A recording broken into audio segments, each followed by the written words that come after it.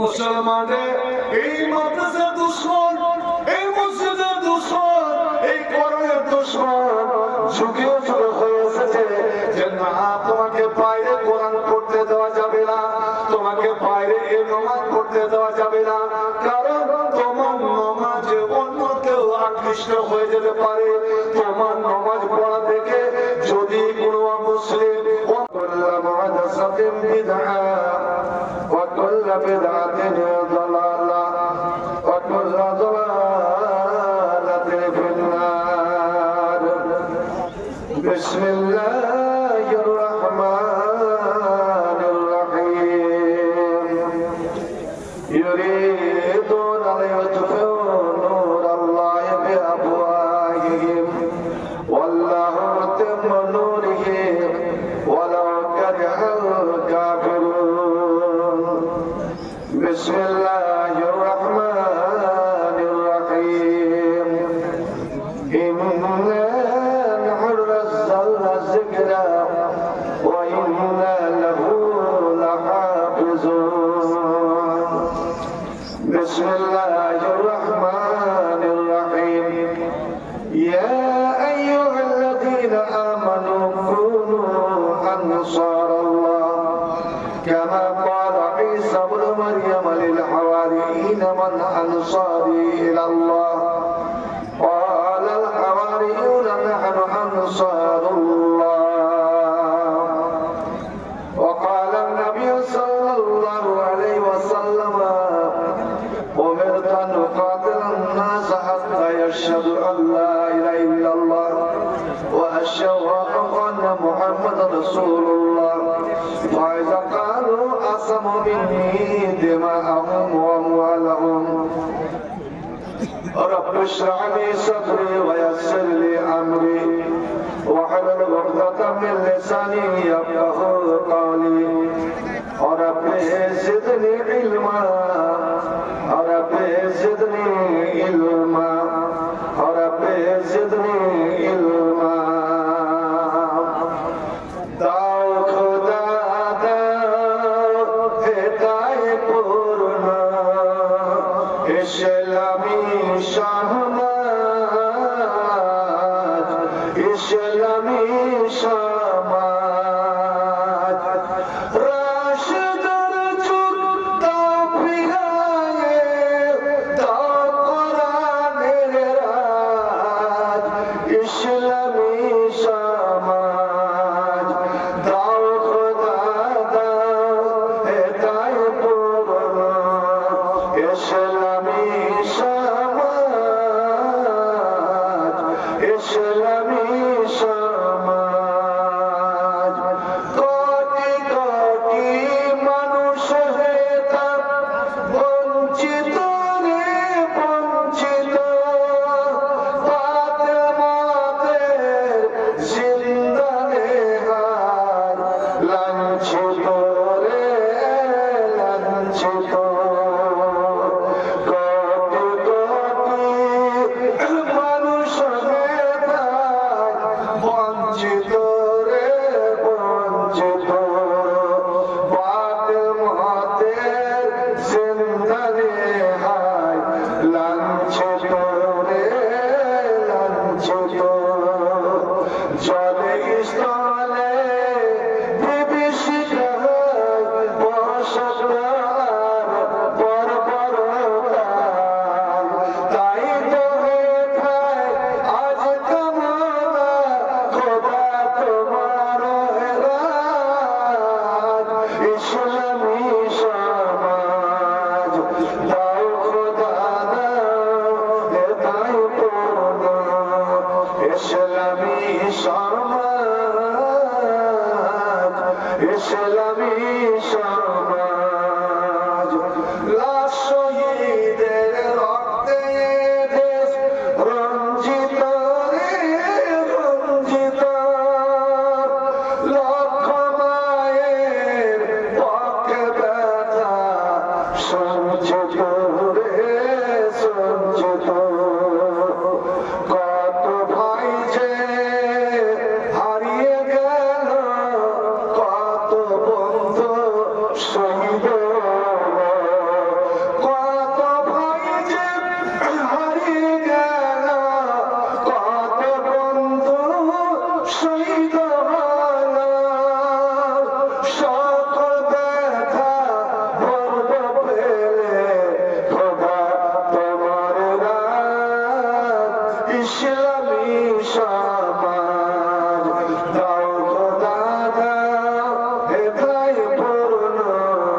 ইসলামী সমাজ, ইসলামী সমাজ।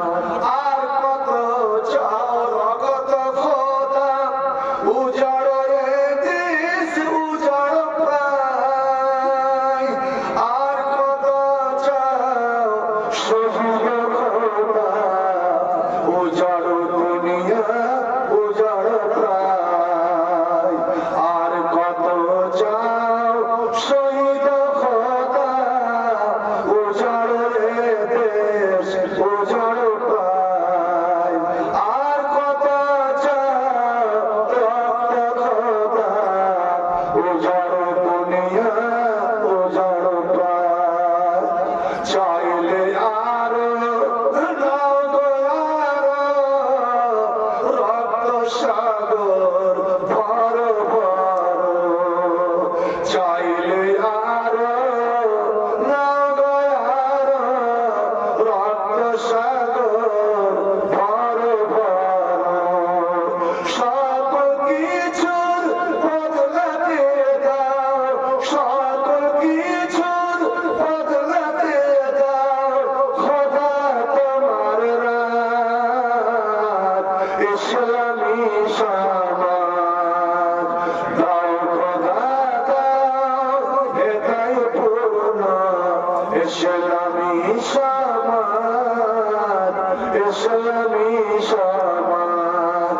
রাশেদার যুগ দাও ফিরায়ে, দাও কোরআনের রাত। ইসলামী সমাজ। আল্লাহু আমিন।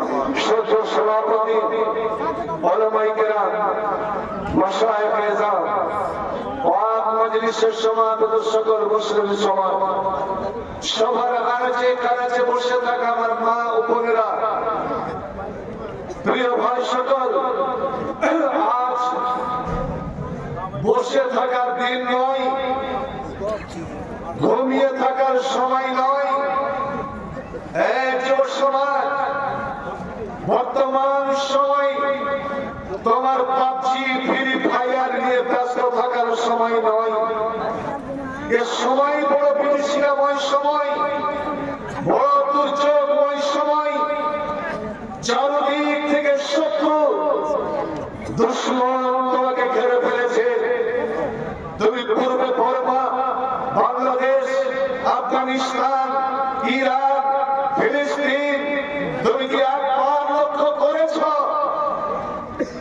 যে ফিলিস্তিনের মসজিদে, যে জেরুজালেমের মসজিদে, যে বাইতুল মাকদিস, বাইতুল মাকদিসের মসজিদে আপনার নবী, আমার নবী,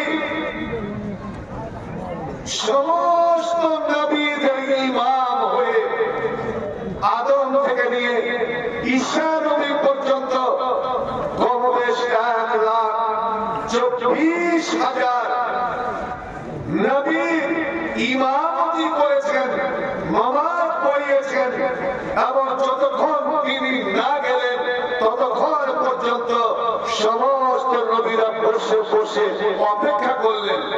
কারণ আল্লাহ রাব্বুল আলামিন আগে বলে দিয়েছিলেন, এ আমার নবীরা, এ আমার রাসূলেরা, তোমাদের নবুয়তি পূর্ণ হবে না, তোমাদের ইমামতি পূর্ণ হবে না, তোমাদের রিসালাত পূর্ণ হবে না, যতক্ষণ পর্যন্ত আমার আখিরি হাবিব, আমার আখিরি নবী মুহাম্মদ রাসূলুল্লাহর পিছনে দুই রিকাত নামাজ আদায় করে, দুই রিকাত সালাত আদায় করে তোমরা ধন্য নিজেকে না করবে। আজ সমস্ত নবীকে আমার নবীর ইমামতি মেনে নিতে হবে এবং তোমাদেরকে তার মুক্তাদি হতে হবে। সুবহানাল্লাহ। বন্ধুরা আমার, নবী যখন বাইতুল মাকদিসের মসজিদে পা রেখেছেন, কেটে পা রেখেছেন, সমস্ত নবী রাসূলেরা উঠে দাঁড়ালেন।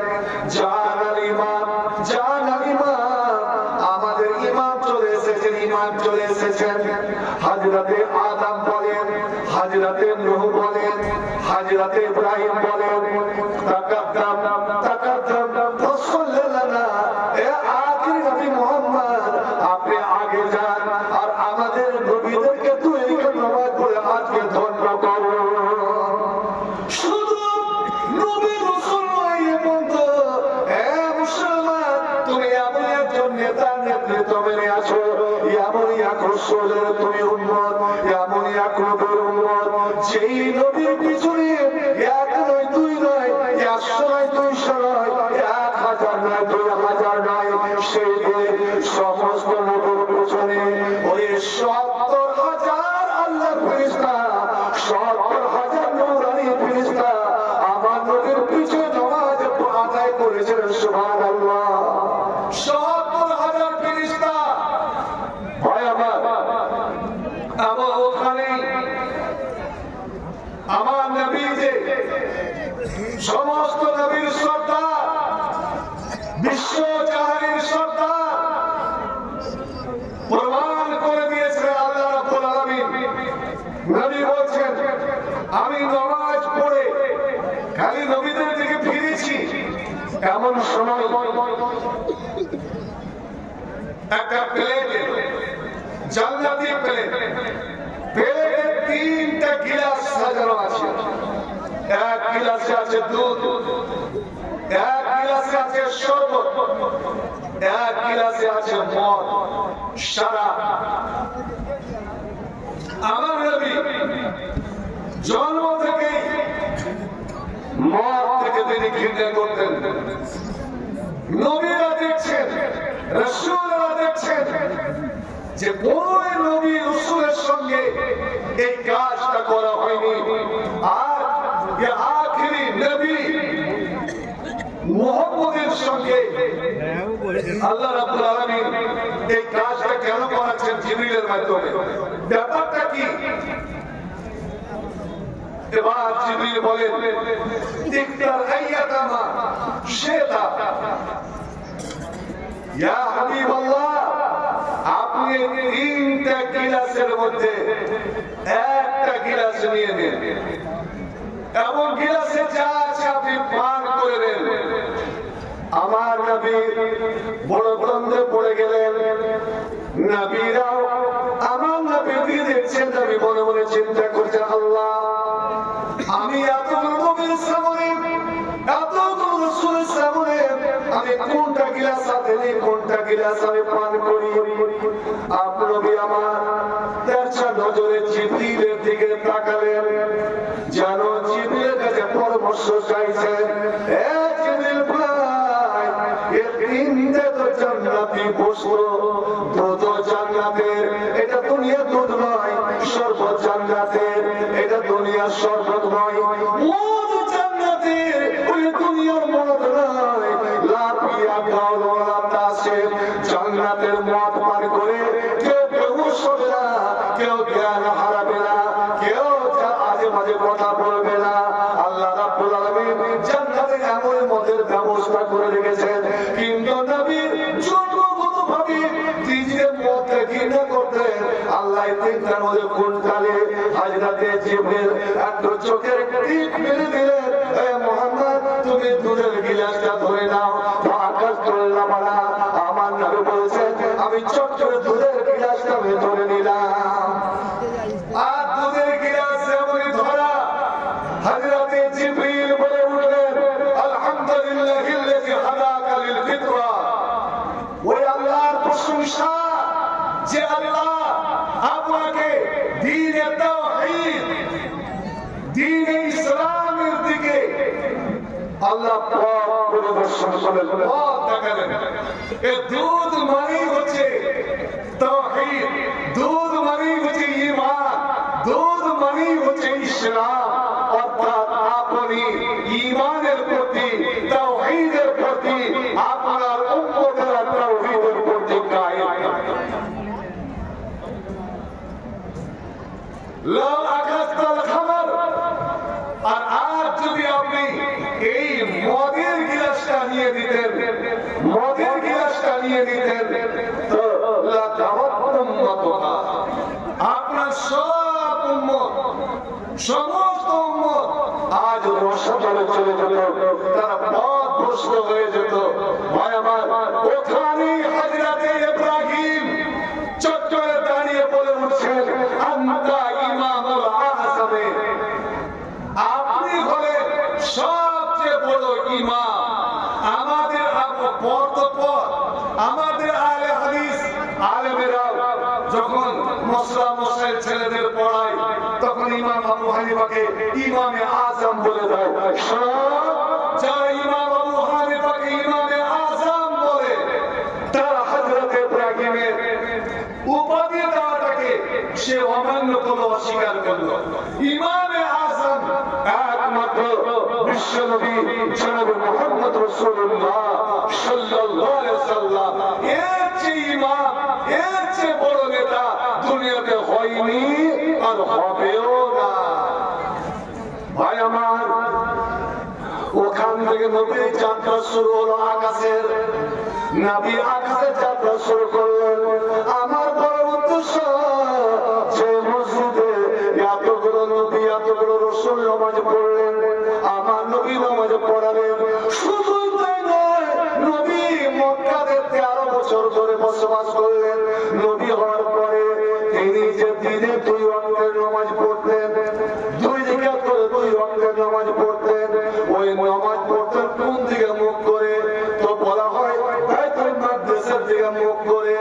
এমন ভাবে দাঁড়াতেন যেন কাবা আর বাইতুল মাকদিস দুটোই যেন সামনে পড়ে যায়। মুসলমানরা যখন ওই হিজরত করে মদিনায় চলে গেলেন, আর মদিনাতে গিয়ে 16 বছর 16 মাস ধরে 17 মাস ধরে নবী উত্তর দিকে মুখ করে, অর্থাৎ সিরিয়া মুলকে শাম বাইতুল মুকাদ্দাসের দিকে মুখ করে নবী নামাজ পড়লেন। ওটাকে কিবলা করে রাখলেন। কিন্তু মনে মনে নবী চাইতেন, আল্লাহ আমার ছেড়ে আসা কাবা, আমার বংশ নেওয়া কাবা, আমার কলেজের টুকরো কাবা, আমার জীবনের সবচেয়ে প্রিয় কাবা, আল্লাহ সেই দিকে মুখ করে আমি নামাজ পড়তে চাই। তাই তো নবী আমার যখন তখন আকাশের পানে চেয়ে থাকতেন যে কখন জিবরিল আসবেন আর আমাকে বলবেন, ওগো নবী, তুমি তোমার জন্মস্থান ওই কাবার দিকে মুখ করে তুমি নামাজ আদায় করো। আল্লাহ 16 মাস 17 মাস ধরে নবী এইভাবে অশান্ত ভাবে কাবা বাইতুল মাকদিসের দিকে মুখ করে নামাজ আদায় করলেন। মুসলমান তোমার নবী, আমার নবী, এবং সমস্ত মুসলমানেরা যেটাকে কিবলা করে 16 মাস 17 মাস ধরে নামাজ আদায় করলেন। হায় রে হায় মুসলমান, ওরে যখন তুই মাত্র 313 জন ছেলে, যখন তোমার সঙ্গে 313 জন, তখন কেউ তোমাকে চোখ রাখানি দিতে পারেনি, তোমাদের চোখ কেউ তাকাতে পারেনি, এবং তোমাকে দবাতে পারেনি। আর আজ তুমি 100, 200, 420 কোটি মুসলমান, আজ সারা বিশ্বে তুমি 220 কোটি মুসলমান বসবাস করছো। কিন্তু তুমি আজ এত অসহায়, এত দুর্বল, এত কমজোরি হয়ে গেলে, যেখানে সেখানে তুমি মার খাচ্ছ, তোমার রক্ত ঝরছে। আল্লাহ আর পৃথিবীতে পানির যে দাম, পানির যে মূল্য, মুসলমান তোমার রক্তের মূল্য তার যে কম হয়ে গেল কেন? কেন এই অবস্থা?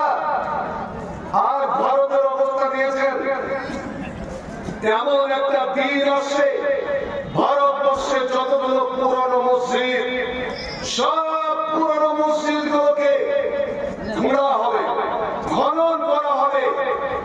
এই মসজিদের নিচে কোন মন্দির তো ছিল না মুঘল সম্রাটদের যুগে।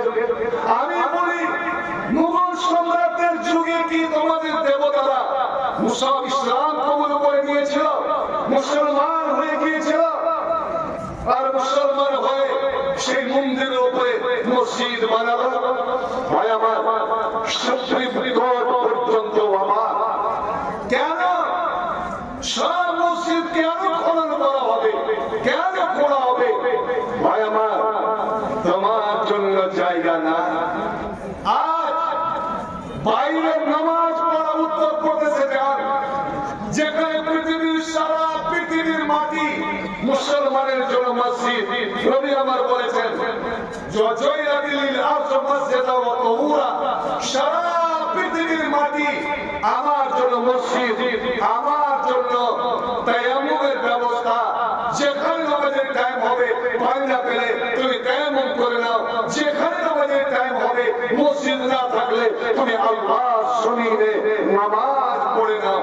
কিন্তু ভাই আমার, কে তোমাকে অধিকার দিল বাইরে নামাজ পড়ার?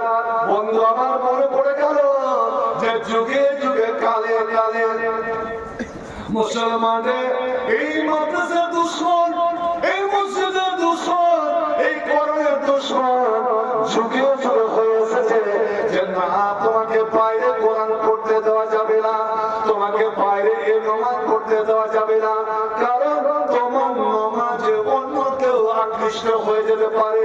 তোমার নামাজ পড়া দেখে যদি কোনো অমুসলিম যদি মনে করে নাই এই ইবাদতটা কত সুন্দর, এই উপাসনাটা কত সুন্দর, এই ইবাদতটা কত সুন্দর, এই মনে করে সে যদি মুসলমান হয়ে যায়, না না না, ওরা জানে মুসলমান তুমি না জানলেও তোমার বাড়িতে কোরআন, তোমার টাকে কোরআন, তোমার ঘরে কোরআন।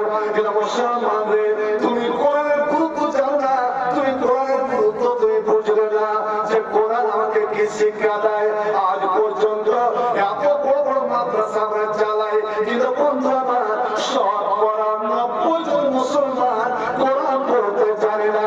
আমি বলে রাখছি শুনুন মুসলমান, আপনি বুড়া হন, আপনি ছোড়া হন, আপনি যুবক হন, আপনি বৃদ্ধ হন, আমার মায়ের বললা মুসলমানের জন্য এই কোরআন পড়া ফরজ, কোরআন শিক্ষা করাটা ফরজ। যেমন তোমার জন্য নামাজ রোজা ফরজ, ওরে কোরআন শিক্ষা করা প্রত্যেক মুসলমানের জন্য ফরজ। আর বলেন কয়জন মুসলমান আমরা কোরআন পড়তে জানি?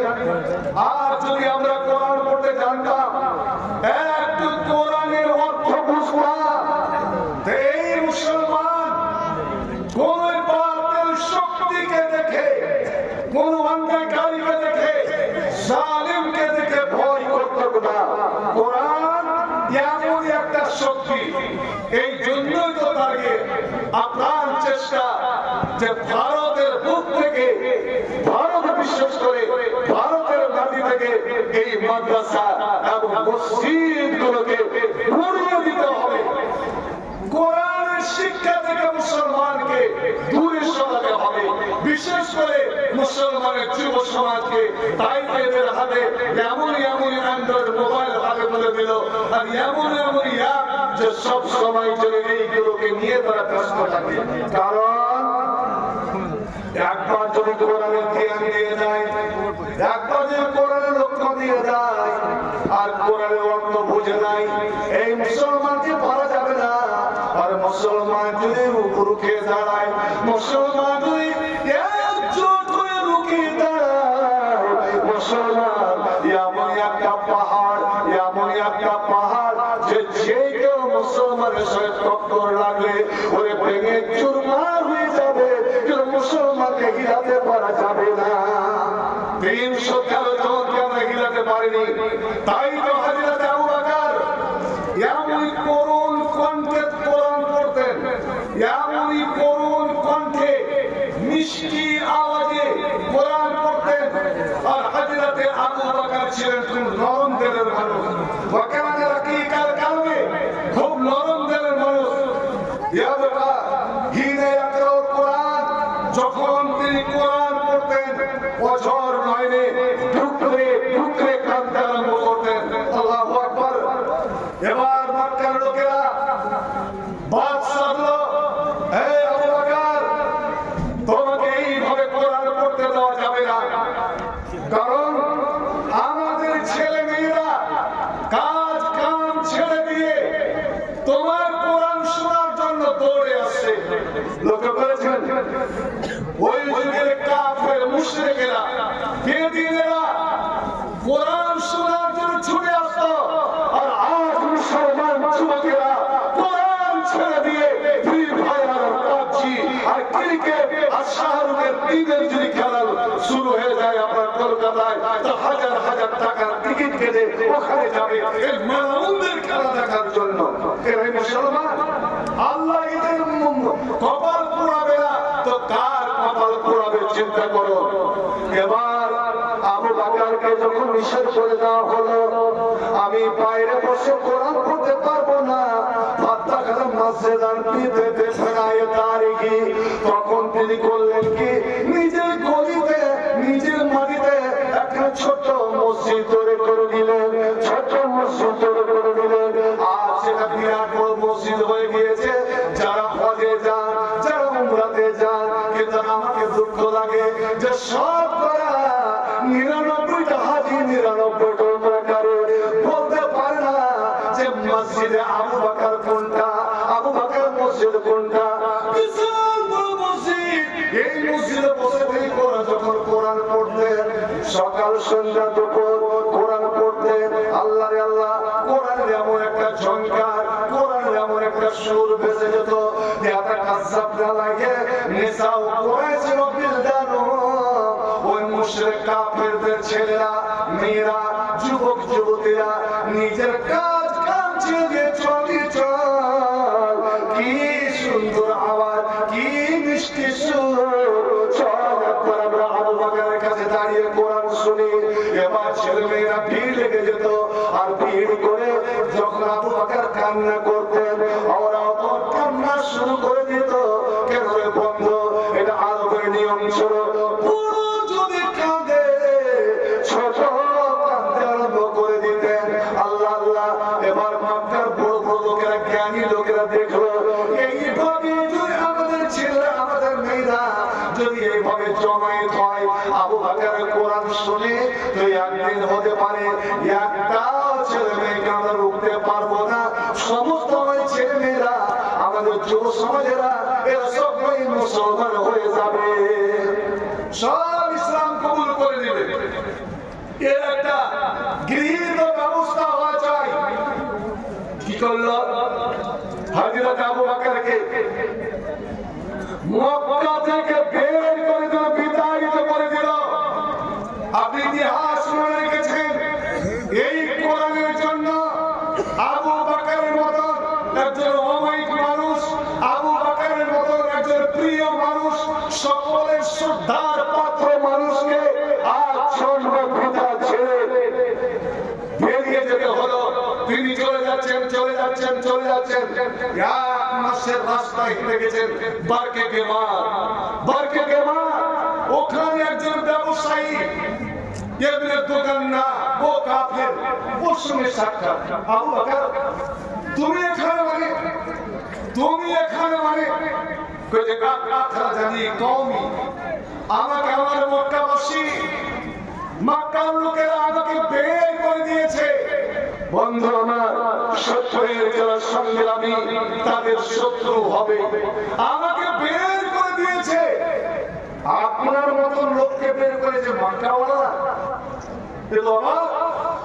মক্কা থেকে একটাও লোক নাই যেখানে আপনি সব সময় পরোপকারী, গরিব দুঃখী, আপনি হচ্ছেন সহায়ক, মদতগার, ইয়াতীমের বাবা।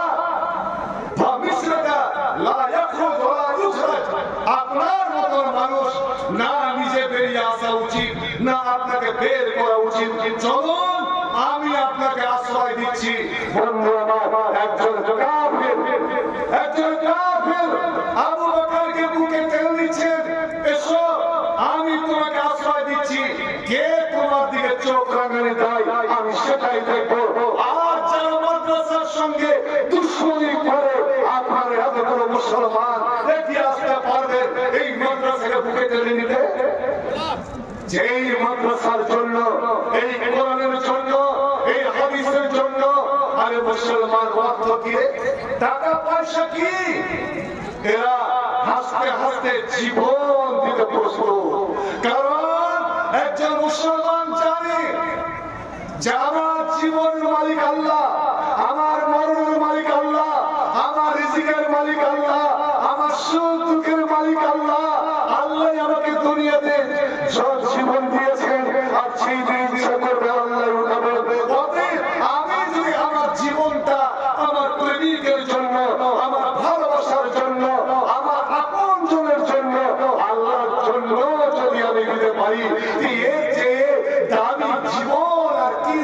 পারে ভাইজান আমি আপনার দোকানটা কেড়ে নিলেন এসে মক্কাবাসীকে ধমকে দিলেন এ মক্কাবাসী তোমরা কি পাগল হয়ে গিয়েছ এই আবু বকরের মতো লোকটাকে মক্কাতে বের করেছো বলো তো আবু বকরের মতো লোকটা যদি বেরিয়ে যায় মক্কাতে কয়জন সাধু লোক কয়জন ভালো লোক আছে একটা আমাকে দেখাও আবু বকর তুমি একটা মানুষ আমাকে তোমরা দেখাও যে গরিব দুঃখীর পিছনে যে লোকটা থাকে গোলামের পিছনে যে লোকটা থাকে আশ্রয় পরে দেখি উপকারী করা এই লোকটার এত বিরোধিতা কেন আমরা আপনাকে সম্মান করি আপনি যখন আবু বকরকে আশ্রয় দিয়েছেন আপনি যখন কাছে টেনে নিয়েছেন আমরা মেনে নিলাম কিন্তু আপনি আবু বকরকে বলে দেন ও যেন বাইরে কোরআন না পড়ে আর যদি পড়ে তো যেন গুনগুন গুনগুন করে পড়ে আমাদের ছেলে আমাদের মেয়েরা যেন শুনতে না পায় কারণ ওর কোরআনে আকৃষ্ট হয়ে যাচ্ছে ভয় আমার একটা কোরআন নাই কোরআন এই কোরআনের সুর এমন আকর্ষণীয় সুর শুধু মানুষকে টানে না আল্লাহর ফেরেশতাকে বলে বলে টেনে দেয় আরে ফেরেশতা তো দূরে যা স্বয়ং কোরআন আল্লাহর কালাম আল্লাহর কথা যখন কেউ কোরআন তেলাওয়াত করে মসজিদে হোক মাদ্রাসায় হোক বাড়িতে হোক মাঠে হোক যেখানে হোক না কেন স্বয়ং আল্লাহ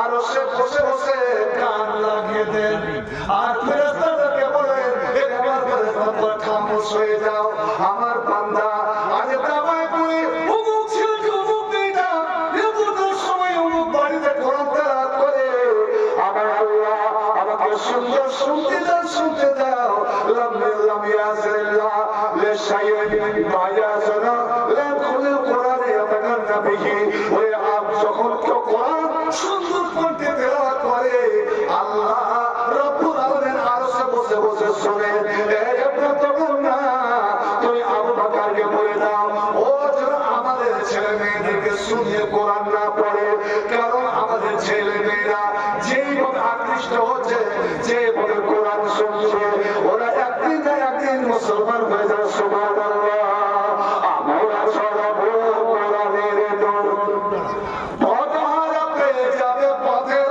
দিশা কোরআনের তেলাওয়াতের নবাব খুঁজে দিব মাবুদের ভালোবাসা খুঁজে দিব মাবুদের ভালোবাসা আমরা ছড়াবো কোরআনের নূর পথহারা পেয়ে যাবে পথের দিশা কোরআনের তেলাওয়াতে রাঙাবো খুঁজে নিব আল্লাহর ভালোবাসা খুঁজে নিব আল্লাহর ভালোবাসা কোরআনই চেতনা কোরআনই প্রেরণা কোরআনই চেতনা কোরআনই প্রেরণা কোরআন আমাদের স্বপ্ন আশা খুঁজে নিব আল্লাহর ভালোবাসা খুঁজে নিব আল্লাহর ভালোবাসা কোরআন হলো হেদায়েতের আলো কোরআন হলো ভাই আল্লাহর কথা কোরআন হলো হেদায়েতের আলো কোরআন হলো ভাই আল্লাহর কথা কোরআনই শক্তি কোরআনই মুক্তি কোরআনই শক্তি কোরআনই মুক্তি কোরআন মুমিনের সফলতা কোরআন মুমিনের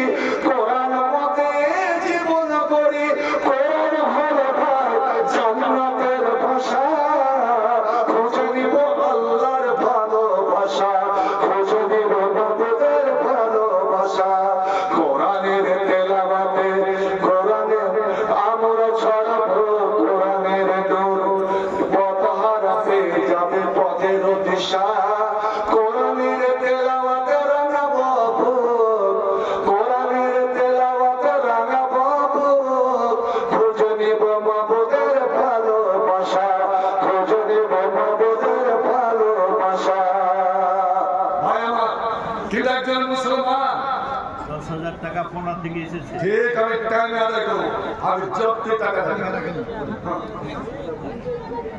আপনারা টাকা আদায় চাইছেন না কিছু শুনতে চাইছেন? কর আপনাকে বলছি, আমি আদায় আরম্ভ করতে পারে কিছু শুনবেন। আরে একটা ইতিহাস তুমি জানেন না, সেই ইতিহাসটা আমি বলছি। কি শেষ পর্যন্ত আবু বকর আর নিজেকে ধরে রাখতে পারলেন না। আমি ঘরের কোণে বসে আমি গুনগুন করে কোরআন পড়বো। কোরআনের জন্য আসেনি, কোরআন এসেছে বিশ্ব মানুষের হেদায়েতের জন্য। আমি এদেরকে শোনাবো, এরা মানব বানাবো। হযরত আবু বকর আবার মধুর কণ্ঠে, সুশীতল কণ্ঠে কোরআন তেলাওয়াত শুরু করে দিলেন। লোকেরা গিয়ে দোকানদার কাছে অভিযোগ, আপনি আশ্রয় দিয়েছিলেন, যার কারণে আমরা মেনে নিয়েছিলাম, কিন্তু ও তো অমান্য করলো আপনাকে, আবার কোরআন শোনা আরম্ভ করেছে।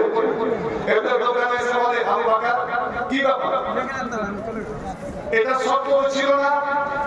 তাহলে আমি যে তোমাকে তোমার দায়িত্ব নিয়েছি হেফাজতের, তোমাকে রক্ষণাবেক্ষণের যে দায়িত্ব নিয়েছি, সেটা তুমি আমাকে ফেরত দাও। সুবহানাল্লাহ। একজন মুসলমান ওই কোন মানুষের আশ্রয় খুঁজে না, কোন মানুষ আমাকে রক্ষা করবে, এটা কোন একজন মুসলমান চিন্তা করতে পারে না।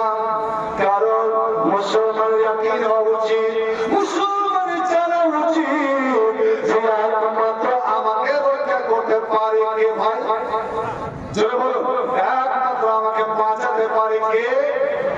এই কথাটা জোরে মারে না কেন? একমাত্র আমাকে বাঁচাতে পারে আল্লাহ। এবং দুনিয়ার যত ধর্মী আছে, এমপি আছে, রাষ্ট্রপতি আছে, প্রধানমন্ত্রী আছে, তাদের হাজার হাজার বডিগার্ড আছে, বুদ্ধিরক্ষী আছে, এবং বডিগার্ডের পিছনে লাখ লাখ টাকা তারা খরচ করে। কিন্তু বন্ধু, এত বডিগার্ড থাকা সত্ত্বেও তাদেরকে রক্ষা করতে পারে না। অনেক মন্ত্রী, অনেক নেতা, অনেক এমপি আবার বোমার আঘাতে, গুলির আঘাতে তাদের প্রাণ দিল। কোনদিন মুসলমান হযরত ইব্রাহিম বডিগার্ড লাইনি, হযরত মুসা বডিগার্ড লাইনি, আমার নবী বডিগার্ড লাইনি, হযরত আবু বকর, উমর, উসমান, আলী কেউ বডিগার্ড লাইনি। কারণ মুসলমানের বিশ্বাস যে আইনাল্লাহ মানা, আমাদের সঙ্গে রয়েছে আল্লাহ। এ মুমিন মুসলমান, তুমি হাতে থাকো, মাঠে থাকো, ঘাটে থাকো, যেখানে থাকো না কেন, তুমি বিপদে যদি ঘিরে যাও, বিপদের সম্মুখীন হয়ে যাও, তুমি ঘাবড়াবে না, তুমি এটা মনে করবে না যে আমাকে এখন কে বাঁচাবে, কে রক্ষা করবে, কে আমাকে সাহায্য করবে। তোমার অন্তরে যদি ইয়াকিন থাকে, তোমার অন্তরে যদি বিশ্বাস থাকে, তুমি আল্লাহকে একবার দেখে দেখো তো, আল্লাহকে দেখে দেখো তো, টাকার বদল করো, আল্লাহকে দেখে দেখো, দেখো আল্লাহ তোমার সাহায্য করে কি করে না, তোমার মদত করে কি করে না। জালসা তো অনেক শুনেছেন, আজ আপনাদের বলে রাখছি, আমাদের ছেলেরা বাইরে ঘাটতে যায়, ওদের মুখে শুনছেন যে কত লোকের জীবন চলে গেল অমুসলিমদের হাতে, শুধু জয় শ্রীরাম না বলার কারণে। আপনার সঙ্গেও যদি ঘটনা ঘটে যায়, কোথাও একা গেলেন, 10-20 জন ঘিরে নিয়েছে, আপনারা বলছে আপনি জয় শ্রীরাম বলেন, জয় শ্রীরাম বলার হতে আপনার কর্মকাণ্ড ছাড়বো। আপনার মুখ শুকিয়ে গিয়েছে, হলকে দম চলে এসেছে, এদিক ওদিক ফাল ফাল করে তাকাচ্ছেন, আল্লাহ কে আমাকে বাঁচায়। তখন জীবন বাঁচাবার তাগিদে অনেকেই জয় মা কালী, জয় মা দুর্গা, জয় শ্রীরাম আপনি বলে দিলেন। মুসলমান, আপনার দুনিয়াও গেল, আখিরাতেও গেল।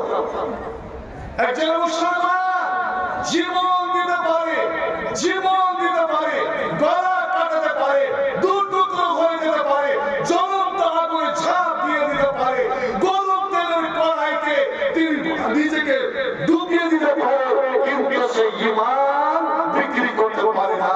এটাই তো মুমিনের পরিচয়, যে আমি সব কিছু বিলিয়ে দিব, কিন্তু আমি ঈমান বিক্রি করতে পারবো না। হাজিরাতে আবু বকর সঙ্গে সঙ্গে বললেন, এফরাত করবেন না।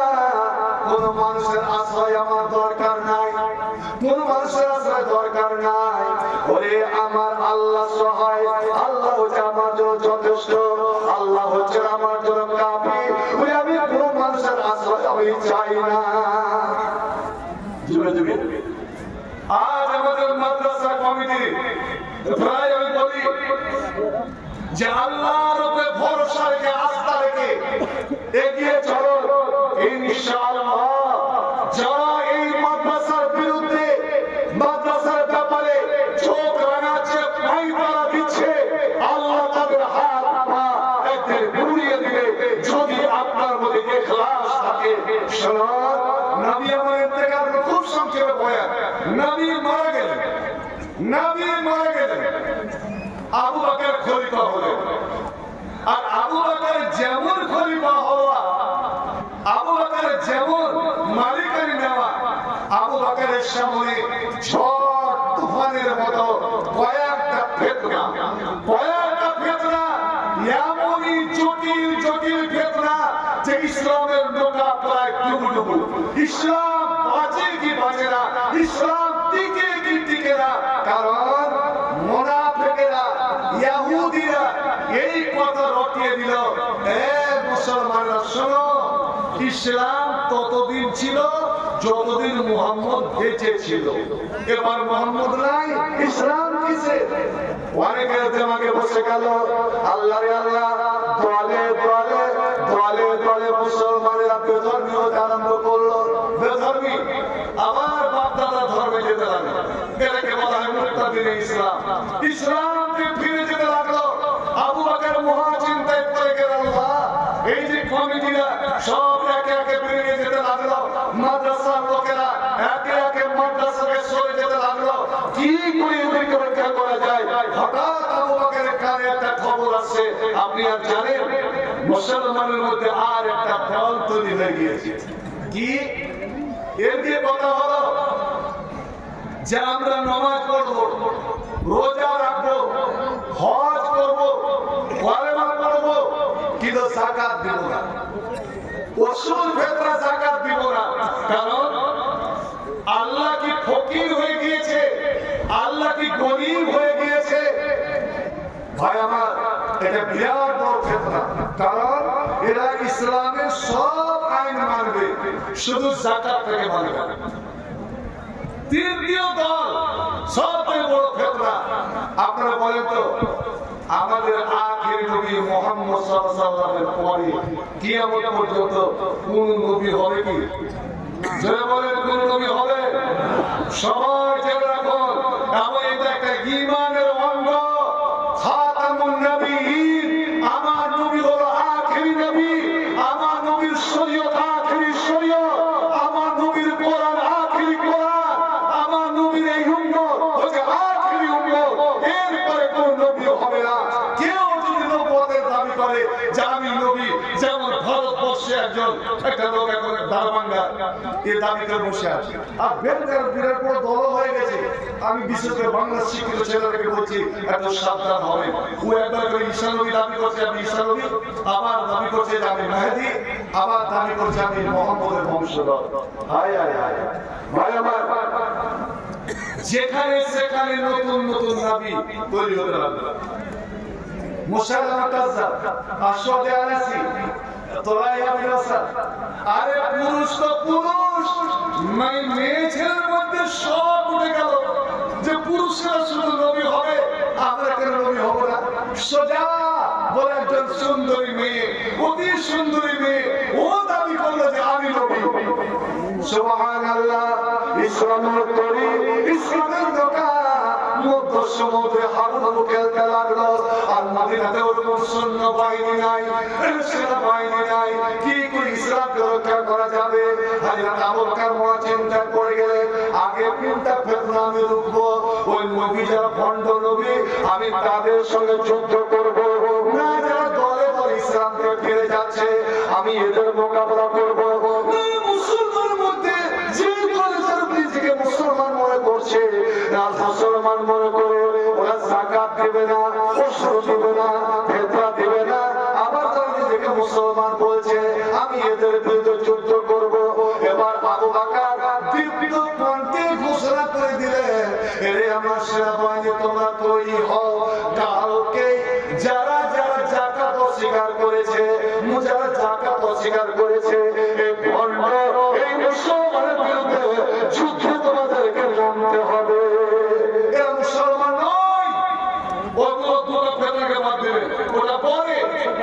এই সমাজের মধ্যে যারা দোকলা, যারা যাকাত শুধু দিবে না, যখন এই ঘোষণা হাজিরাতে উমর রাদিয়াল্লাহু তাআলা আনহু দৌড়ে দৌড়ে গেলেন আবু বকরের কাছে নতজানু হয়ে বলছেন, আমিরুল মুমিনিন, এটা আপনি কি করলেন?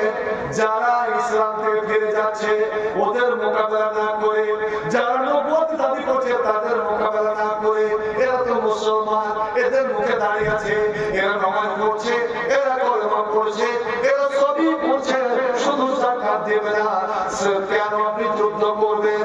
যেখানে নবীর হাদিস আল্লাহ নবী বলেছেন যতদিন কেউ কলেমা পড়বে ওর বিরুদ্ধে লড়াই করা যাবে না, ওকে মারা যাবে না, কারণ ওর খুন, ওর রক্ত, ওর মাল সব হারাম। শুধু যাকাত দিবি না, আপনি কেমন করে এদের বিরুদ্ধে আপনি লড়াই করবেন?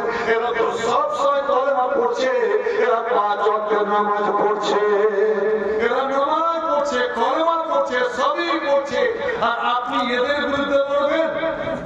হাজিরাতে উমর খুব বিচক্ষণ মানুষ, রাজনীতিবিদ মানুষ, বাহাদুর মানুষ। যে উমর রাস্তা দিয়ে চলতে গেলে শয়তান রাস্তা ছেড়ে পালিয়ে যেত, উমরের নাম শুনলে মেয়ে ছেলেরা পর্দার ভিতরে গিয়ে লজবাজু হয়ে ঢুকে যেত, ছোট্ট ছোট্ট ছেলেরা মায়ের আঁচলে লুকিয়ে যেত। এমন ভয় ভয় উমর যখন আবু বকরের সামনে এই প্রস্তাব রাখলেন যে আপনি এই মুসলমানের বিরুদ্ধে কেমন লড়বেন, এরা কে কলেমা জানে? সবাই তো কলেমা জানে, আর কলেমা যদি পড়ে যায় তো একদম তলোয়ার উঠে যাবে, খুন করা যাবে না। হাজিরাতে আবু বকর মুচকি হাসলেন, আর হেসে দীপ্ত প্রতি উঠে দাঁড়িয়ে একজন সৈনিকের মতো উমরকে ধমক দিয়ে বলছে, উমর আসাদুল ফিল জাহিলিয়া, আসাদুল ফিল জাহিলিয়া ওয়া মুআমাতুন ফিল ইসলাম। এ বালিমের কয়লা, এ শিক্ষিত সমাজ, এ যুব সমাজ, এ আরবি মুআমালাটা মুখস্থ রাখো। আসাদুল ফিল জাহিলিয়া ওয়া কুফরুল ফিল ইসলাম।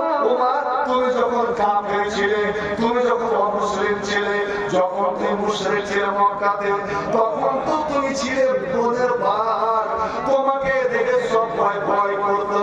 এ উমর, তুমি ভয়ঙ্কর রূপ নিয়ে তলোয়ার নিয়ে আমার নবীকে কাটতে গিয়েছে রাতের বেলা, বলো কি সত্য কিনা? উমর, কাফেরের জমানায় তুমি ছিলে ভার, আর আজ ইসলামের দাওলাত, ইসলামের শক্তি তুই পেয়েছো, ইমানের শক্তি তুই পেয়েছো, কোরআনের শক্তি তুই পেয়েছো, আর তো তোমাকে আরো শক্তিশালী হতে হতো, কিন্তু না না না, আর তুমি যদি ইসলাম মুসলমান হয়ে মুমিন হয়ে একটা ভিজা বিড়াল যেন তুমি হয়ে গিয়েছো, তুমি কি যুক্তি আমাকে দেখাচ্ছ? উমর শোনো, ভালো করে শুনো, ওই এই মিম্বরে উঠে নবী খুতবা দিয়েছে, আমি সেই মিম্বরে উঠেছি, অর্থাৎ নবীর প্রতিনিধি, এই জায়গাতে নবী বসেছেন, আমি নবীর জায়গাতে বসেছি, নবীর শরীয়তের দায়িত্ব নিয়েছি, আমি নবীর দ্বীনের দায়িত্ব নিয়েছি, আমি মাদ্রাসার সেক্রেটারি হয়েছি, আমি মাদ্রাসার সভাপতি হয়েছি, আমি মাদ্রাসার ক্যাশিয়ার, আমি নাজেম হয়েছি।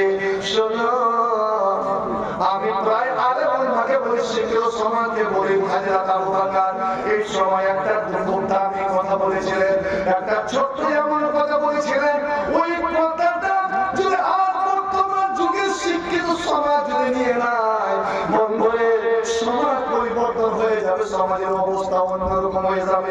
কি কথা বলেছিলেন? সবাই মুখস্থ করবে। আদিনু ইয়ামুত, আদিনু ইয়ামুত ওয়া আনা হাইয়ুন। ইসলাম মিটে যাবে, ইসলামের একটা অঙ্গ মারা যাবে, ইসলামের একটা অঙ্গ শেষ হয়ে যাবে, আর আমি নবীর খলিফা হয়ে, আমি নবীর প্রতিনিধি হয়ে, আমি নবীর নায়েব হয়ে, আমি জিন্দা অবস্থায় সে টুকুর টুকুর করে তার দিকে তাকাবো। এ আলেমের দলেরা, আমরা হলাম নবীর ওয়ারিস, নবীর প্রতিনিধি। আজ বলুন, শরীয়তের কত অঙ্গ প্রত্যঙ্গ শেষ হয়ে গেল, বিবাহ শাদীতে এতগুলো বিদআত, এতগুলো খোরাফাত, এতগুলো তোমার কুসংস্কার, কিন্তু আমরা এটা আলেমেরা গিয়ে চাপড় খাই। আমরা আলেমেরা গিয়ে ওই ডাকুর আমরা বিয়ে পড়াই, বলো এর দায়ী থাকে। হে ওলামা সমাজ, আমি বিশ্বাস করি আলেমদের বলি যে বিবাহর মজলিসে দাওয়াত খিলাবার জন্য, চাপড় খাওয়াবার জন্য যে স্টেজটা তৈরি হয়, বলুন তো ভাই আমার জামাল করে এটা নাই, তো দামাই করে দুটো স্টেজ করে না, একটা স্টেজ করে।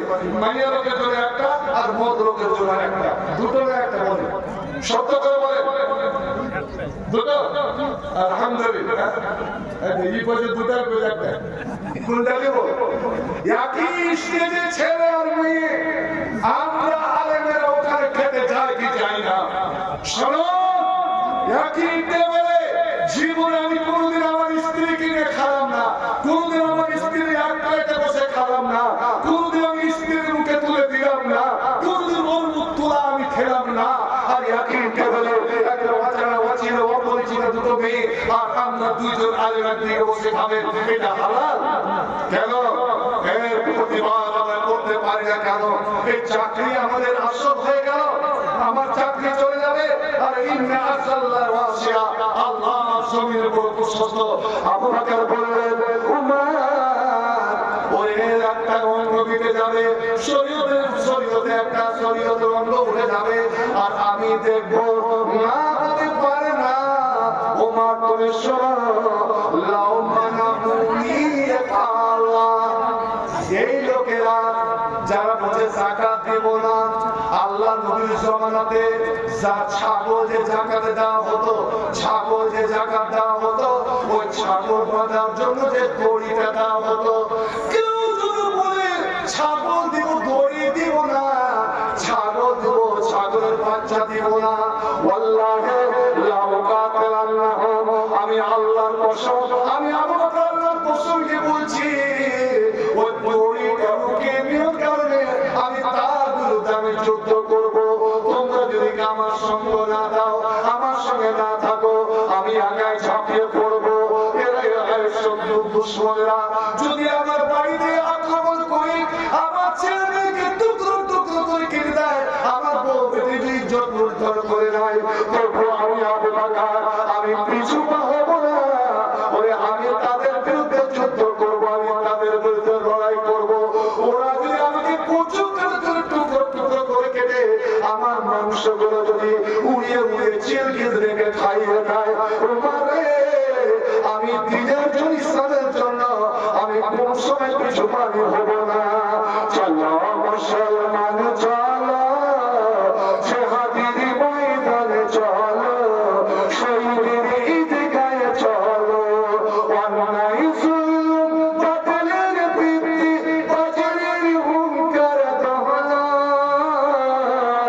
চলো চলো মুসলমান চলো, জিহাদের ময়দানে চলো, শহীদের ঈদগাহে চলো।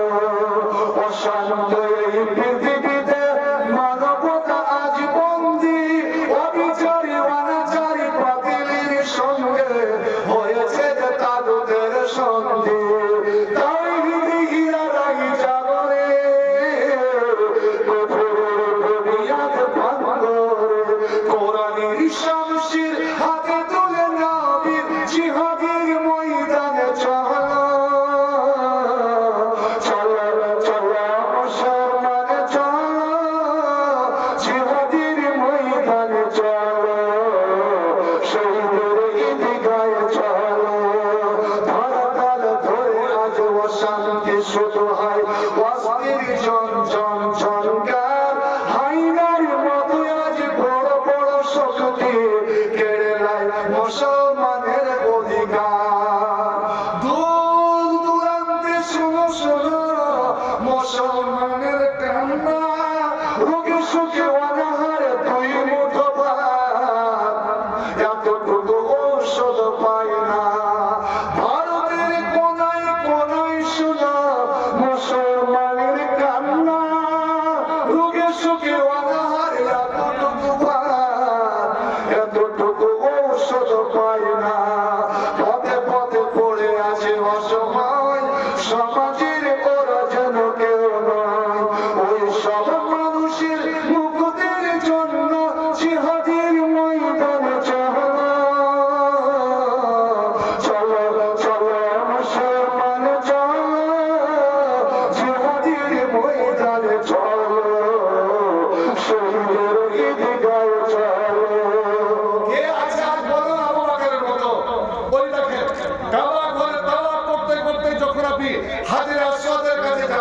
একটু থমকে দাঁড়াবেন।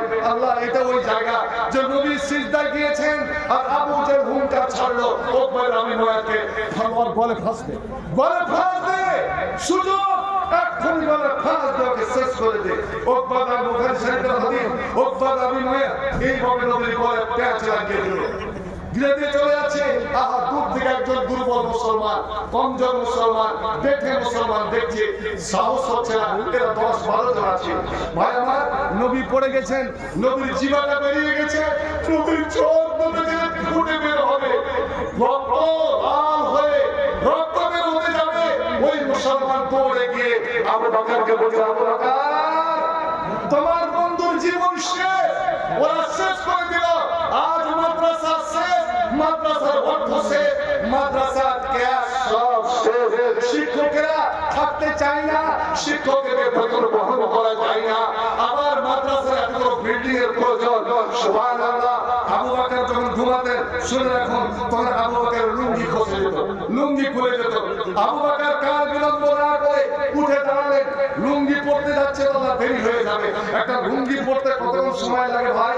না না না, আমার নবীর যদি কয়েক সেকেন্ডের মধ্যে আমার নবীর যদি কোনো ক্ষতি হয়ে যায়, মুসলমানদের মসজিদ মাদ্রাসাতে আল্লাহ রাসূলের কোনো ক্ষতি হয়ে যায়, কোরআনের কোনো ক্ষতি হয়ে যায়, মুসলমান প্রত্যেককে জবাবদাহি করতে হবে, জবাবদাহি করতে হবে। আবু বকর লুঙ্গিটা চেপে ধরলেন, লুঙ্গি টানতে টানতে দৌড় দিলেন। তারা দেখছে যে 12-13 জন কাফেররা হাসাহাসি করছে, আর আমার নবী জমিনে লুটিয়ে পড়েছেন, জিহ্বাটা বেরিয়ে আছে, আর তখন উকবা আবু মুয়াত পেঁচে দিতে আছে, পেঁচে দিতে আছে। আল্লাহ, আবু বকর শুধু একটাই কথা বলে, আতাকুলুনা রাজুলান আইয়াকুলা রাব্বি আল্লাহ, এ মক্কা দুষ্ট দুরাচারীরা, এই লোকটা কি অপরাধ করেছে? ওরা আল্লাহর ইবাদত করে, তোমরা 360 দিনের ইবাদত করো, এটাই তার অপরাধ। এই বলে বন্ধু আমার আবু বকরকে এমন জোরে চাপ দিলেন, আর একই চাপে একই তর্পণে উকবা আমি নয়াকে লাথি মেরে ফেলে দিলেন, আর আমার নবীকে টেনে অন্যরা নিয়ে চলে গেল। কিন্তু বন্ধুরি আবু বকর শুনতে পারলেন না, মিনিটের মধ্যে আবু বকরকে মেরে একাকার করে পুড়িয়ে দিলেন, মায়ের উপরে মায়ের চলে যাচ্ছে, আবু বকর বেহুঁশ পড়ে আছেন। এমন সময় আবু বকর তখন একটা হোশ আছে, ও মনে মনে ভাবছে আমি এর কাছে একটু আশ্রয় চাই, বলে আসবে নয়। আল্লাহু আকবার। ও এসে আবু বকর নাকের উপরে এত জোরে জুতা মারলো, হে মুসলমান, আবু বকর নাক থেকে তত্তর করে ব্রেন থেকে রক্ত বের হতে আরম্ভ করলো। সকালবেলা ঘটনা ঘটে, রাস্তাঘাটে ঘটনা ঘটেছে, সন্ধ্যা হয়ে গেল, আবু বকর ধ্যান ফিরে আসছে না। মা উম্মুল খায়ের বসে বসে কান্না করছে, হাতে দুধের গিলাস নিয়ে। বাপ আবু কুয়াবা কান্না করছে, স্ত্রী উম্মে রুমান কান্না করছে, দুই মেয়ে আয়েশা আসমা কান্না করছে, দুই ছেলে আব্দুল্লাহ কান্না করে, ওরে বাড়ি রাখা আমাদের ভয়ও কান্না করে। সূর্য ডুবে যাবে, এমন সময় চোখটা পিট করে উঠেছে মানুষের পরিষ্কার। আবু বকর বলে এইবার বেঁচে গেল। আবু বকর আস্তে আস্তে চোখ খুলেছে, চোখ খুলে বলছে, আমি কোথায়, আমি এই অবস্থা। বুকের উপরে পড়ে গিয়ে আবু বকর মুখের কাছে গিলাস রেখে বসে বেটারে, সকাল পর্যন্ত, সকাল থেকে এ পর্যন্ত কিছু খাস নাই, তোর পেটে কিছু যায় নাই, বাড়ির সবাই অনাহারে আছে, এই আমার ছেলে এই দুধটা পান করে নে। হযরত আবু বকর কে বলেছেন, আম্মা জান, আমি দুনিয়ার দুধ পান করতে পারি না, আমি পানি আমার পেটে যাবে না, দুনিয়ার কোনো খানা আমার পেটে যাবে না, দুনিয়ার কোনো জিনিস আমার পেটে যাবে না, যতক্ষণ পর্যন্ত আমি আমার নবীকে, আমার প্রিয়জনকে, আমার ভালোবাসাকে, আমার জানের জান, আমার জীবনের শেষ হতে প্রিয় আমার নবীকে আমি চোখে না দেখে নেব, আমি ততক্ষণ পর্যন্ত কোনোই খানা খাবো না। জীবনের দাম আর অর্থের দাম, আমার খানা পানি সব হারাম, যতক্ষণ পর্যন্ত আমি আমার প্রিয় নবীকে আমি না দেখে নেব। ভাই আমার तुमने हुरू का कोई चाहने वाला ही नहीं, तुमने हुरू का कोई चाहने वाला ही नहीं। जलवे दूर तो मौजूद है पर मूसा ही नहीं। आज फिरौन दुनिया में बेঁচে আছে কিন্তু मूसा নাই, नमरूद বেঁচে আছে কিন্তু হযরত ইব্রাহিম নাই। ভাই আমার, উবাই ইবনে খালদ, আবু জেহেল বেঁচে আছে কিন্তু মুআজ আর মুআব্বিদের মতন দুটো তরুণ ছেলে নাই যে দৌড়ে গিয়ে তুই না খোদার দুশমন, তুই না নবীর দুশমন, আয় একবার আমাদের দু ভাইয়ের মোকাবেলা করে নে। আল্লাহু আকবার। বন্ধু আমার, আজ সবই মজুদ আছে কিন্তু হযরতে হারেসা নাই। 18 বছরের ছেলে, 16 বছরের ছেলে আমার নবীকে রক্ষা করতে গিয়ে, আমার নবীর হেফাজত করতে গিয়ে নিজে শহীদ হয়ে গেছেন। বদরের 14 জন শহাদাদের লিস্টে সবার উপরে তার নাম হারেসা বিন সুরাকা বিন রুবাই বিন নাজার। আমি এক নজরে তাকাতে থাকলাম, হায় হারেসা রে, তুই ছিলে আরবের সবচেয়ে সুন্দর ছেলে, তোর মা তোকে দান করে দিয়েছিল বদরের যুদ্ধের সময় আল্লাহ নবীর হাতে। ওগো প্রিয় নবী, আমার দেওয়ার মতো টাকা পয়সা ধন মান কিছুই নাই, এই ছেলে আছে, আমি ছেলেকে দিয়ে দিলাম। ভাই আমার, আপনারা তো বলেন, আপনারা অবশ্যই জানেন যে টাকার চেয়ে জীবনের চেয়ে টাকার মূল্য নয়। টাকা আসবে যাবে কিন্তু একবার ছেলে যদি মরে যায়, ছেলে যদি চলে যায়, আর ছেলে ফিরে পাওয়া যাবে না। জীবন যদি চলে যায়, জীবন ফিরে পাওয়া যাবে না। সুবহানাল্লাহ। বন্ধু আমার, আসল দেখি এবার আপনাদের দেখবো যে আবু বকরের মতো, হারেসার মতো কয়জন আছে যে ইসলামের জন্য জীবনের বাজি নয়, জীবনের বাজি নয়, অর্থের বাজি লাগাতে পারে। আমি সর্বপ্রথম আমি দাবি করছি যে 10,000-10,000-এর আমি একজন থেকে আমি উদ্বোধন করতে চাই, আরম্ভ করতে চাই। এই যে দেখি আর ইসলামের জন্য, এই কোরআনের জন্য, আজ দিনের জন্য যখন ইসলাম বিপন্ন, আল্লাহ পাকের নবী মেয়েদের দান দেখে, মেয়েদের সোনা চাঁদি ওদের গয়না কাঠির দান দেখে নবী বলেছিলেন রেজাউল করিম 10,000 টাকা। রেজাউল করিম 10,000